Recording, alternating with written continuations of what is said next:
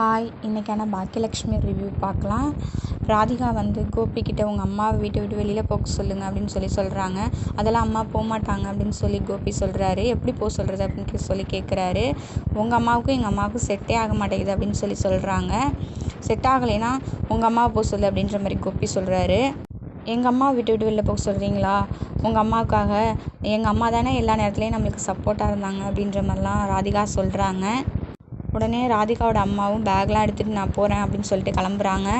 அப்புறம் ராதிகா சமாதானப்படுத்தி இருங்கம்மா, நீங்கள் போகாதீங்கம்மா அப்படின்னு சொல்கிறாங்க.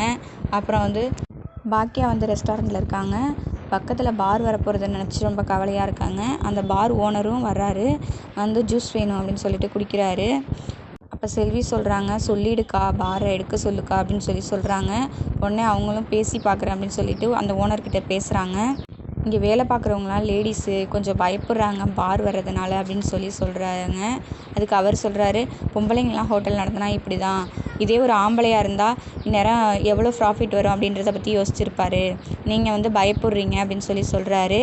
உங்களுக்கு ரொம்ப பயமாக இருந்தால் அந்த ஹோட்டலை என்கிட்ட கொடுத்துருங்க அப்படின்ற மாதிரி சொல்லிட்டு போயிடுறாரு.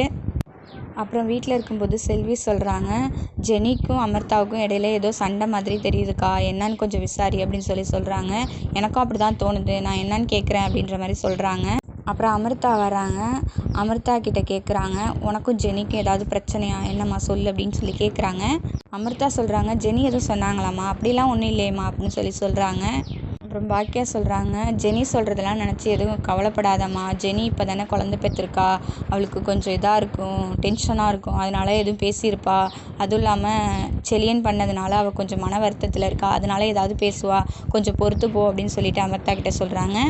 இதோட இன்றைக்கான ப்ரோமோ முடியுது. Thank you for watch.